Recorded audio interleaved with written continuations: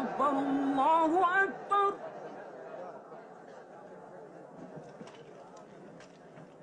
الله أكبر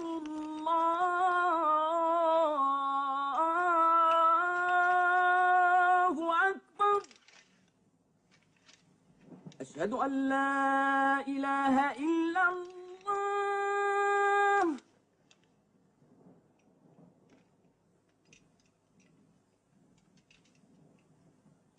أشهد أن لا إله إلا الله.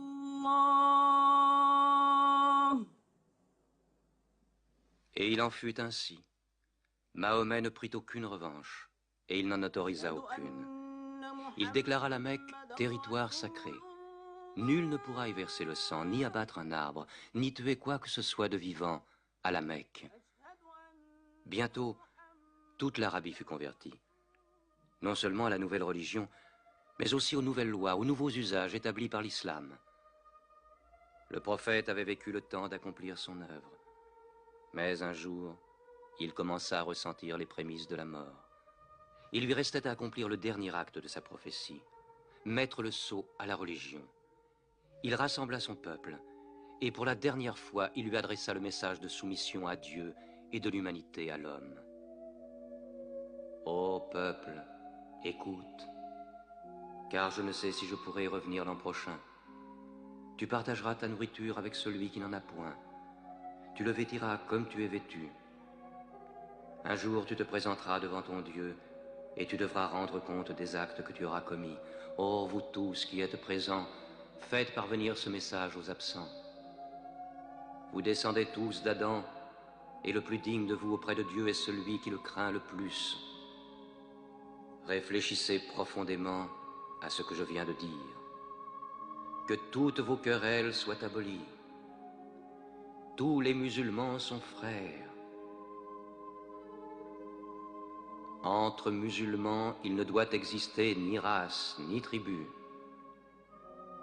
Les biens d'un frère sont inviolables, sauf de son bon gré. Ne sois ni oppresseur, ni opprimé. Ô peuple, je ne suis qu'un homme. L'ange de la mort m'apparaîtra sans doute bientôt, et la mort m'étreindra. Mais j'ai laissé auprès de vous le livre de Dieu, le Coran, et la conduite de son prophète. Alors il répéta la dernière révélation du Coran, qui scellait la religion. Non les paroles de Mahomet, mais la parole de Dieu. Ce jour, j'ai parachevé votre religion, j'ai terminé ma mission auprès de vous, et je vous ai choisi l'islam pour religion. Mahomet mourut dans sa 63e année, le 8 juin de l'an 632. Bon nombre de ses fidèles refusèrent de le croire. Comment un homme comme lui pourrait-il mourir? Mais Abou Bakr, le compagnon du prophète, se rendit à la mosquée. Que celui qui adorait Mahomet sache que Mahomet est mort, mais que celui qui adore Dieu sache que Dieu est vivant et qu'il ne peut pas mourir. Mahomet fut enterré près de sa mosquée, à Médine. Mais la religion qu'il prêcha trouva sa place dans le cœur des hommes. Elle s'y fortifia, elle s'y multiplia. Aujourd'hui, à la Mecque, ils viennent encore. Le peuple de l'islam paré de la blancheur du pèlerinage, tous égaux devant Dieu, tous unis en ce lieu de prière, l'âme de chacun se joignant à celle de son prochain dans une même communion, adorer un Dieu unique.